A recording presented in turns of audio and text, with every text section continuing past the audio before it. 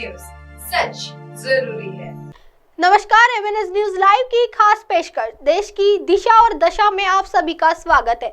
मैं हूं आपके साथ शुभांगी। तो आइए देखते हैं आज की खास पेशकश। 70 साल पुराना वो फॉर्मूला जिसके दम पर चीन बन गया सुपर पावर।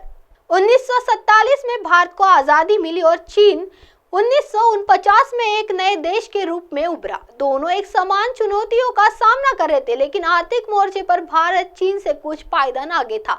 80 के दशक में भारत की जीडीपी चीन से ज्यादा थी। इसके बाद चीन के नेताओं ने कुछ ऐसे फैसले किए कि भारत का ये पड़ोसी मुल्क अब सुपर पावर है। अर्थव्यवस्था के मामले में चीन अब भारत से लगभग 4 गुना आगे है। चीन अब दुनिया की फैक्ट्री कहा जाता है।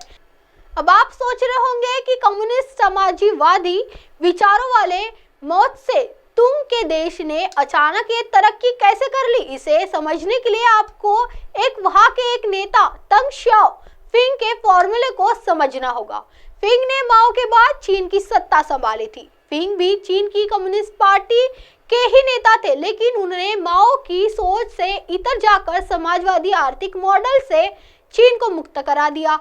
तंग शाओपिंग का मानना था कि बिना पूंजी आए चीन तरक्की नहीं कर सकता है और इसके लिए अर्थव्यवस्था के दरवाजे खोलना होगा। माओ की जिस चीन में विदेशी पूंजी के लिए दरवाजे खोलना किसी बगावत से कम नहीं था, वहां पिंग ने समझाया कि बिल्ली जब तक चूहे का शिकार करी है तब तक इसे फर्क नहीं पड़ता कि वह काली है या सफेद, मतलब जरूरत पूंजी की है और वो देश में किसी भी रास्ते से आए। क्या है लुईस मॉडल? साल 1954 में अर्थशास्त्री विलियम ऑथर लुईस ने श्रम की असीमित आपूर्ति के साथ आर्थिक विकास के मॉडल को दिया। लुईस ने बताया कि कृषि के क्षेत्र में श्रम अधिकता है और कमाई कम है। अगर इस अतिरिक्त श्रम को कुछ ज्यादा पैसे देकर उद्योग की ओर मोड़ा जाए तो तरक्की लाई जा सकती है। छोटे छोटे कस्बों और गाँवों में फैक्ट्रियां खड़ी की जा सकती है। इनमें काम करने वाले लोगों की जेब में पैसा आएगा तो क्रय शक्ति बढ़ेगी और इससे बाजार में मांग, मतलब फैक्ट्रियों में बना माल बिकता जाएगा। चीन की भारी भरकम जनसंख्या खुद अपनी फैक्ट्री में बने माल को बाजार उपलब्ध करा देगी। लुईस का मॉडल मजदूर की असीमित पूर्ति से अधिक विकास या अर्थव्यवस्था की मान्यता पर आधारित था। इस मॉडल को जिसे पूंजीवाद और जीवन निर्वाह क्षेत्र जैसे 2 भागों में बांटा गया। आसान शब्दों में समझिए लुईस मॉडल।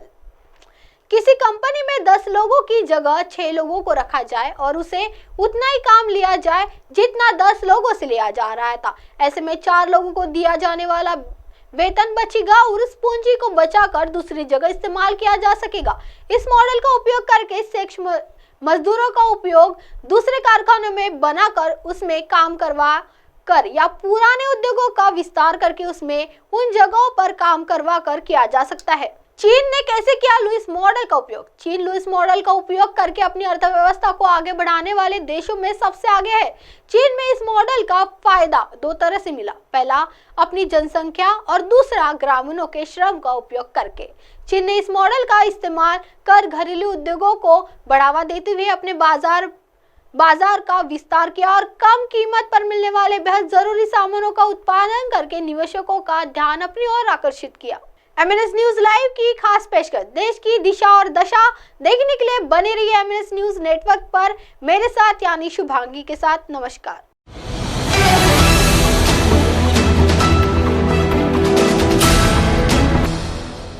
ये है एमएनएस न्यूज नेटवर्क और आप देख रहे हैं एमएनएस न्यूज।